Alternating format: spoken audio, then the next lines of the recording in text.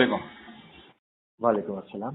फिरोज भाई, मैं अलीम बात कर रहा हूँ। एक सोशल मीडिया पे एक पोस्ट वायरल हो रहा है कि जुबली की सीट पे आप ठहरने वाले हैं, सही है गलत है? एक पॉइंट बोला मैं वहां पे, अजहरुद्दीन को अगर से नहीं दे रहे जी, तो फिर मैं भी रेस में हूँ।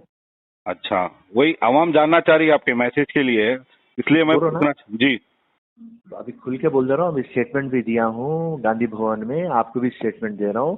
अगर से अजहरुद्दीन को टिकट नहीं देके किसी और को देना चाह रहे हैं जी, तो फिर बेस्ट कैंडिडेट फिरोज खान है। ठीक है, अच्छी बात है फिरोज भाई, इंशाल्लाह। Thank you thank you thank you.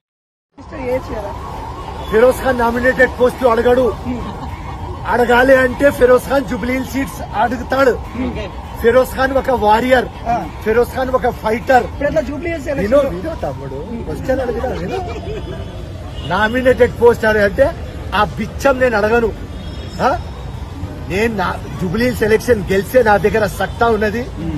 Hindu Muslim Christians Dalit అందరు ఓట్లు తీసుకొని సత్తా ఉన్నది. పబ్లిక్ లో 24 అవర్స్ ఉంటా, యాష ఉన్నది, కమిట్మెంట్ ఉన్నది, సబ్జెక్ట్ ఉన్నది, కంటెంట్ ఉన్నది. జీవితం ప్రజలకి అంకితం చేసిన, నాంపల్లిలో బోకస్ ఓట్లు ఉన్నాయని ఓడిపోయినా ఇది అందరికీ తెలుసు. కాబట్టి ఒకవేళ కాంగ్రెస్ పార్టీతో అడగాలి నామినేటెడ్ పోస్టులు అడగను తమ్ముడు. జూబ్లీహిల్స్ సీట్ ఒకవేళ అజరుద్దీన్ కు ఇవ్వకుండా వేరే వాళ్లకు ఇస్తారని చెప్తే తప్పకుండా ఫిరోజ్ ఖాన్ కూడా నాకు ఇస్తేనే తప్పకుండా జూబ్లీహిల్స్ గెలుస్తారు. హైకమాండ్ కి చెప్తా, ముఖ్యమంత్రికి చెప్తా, కాంగ్రెస్ ప్రెసిడెంట్ కి చెప్తా, ఇంటెలిజెన్స్ రిపోర్ట్ తెప్పించి ప్రెస్ రిపోర్ట్ తీసుకురా, పార్టీ రిపోర్ట్ తీసుకురా.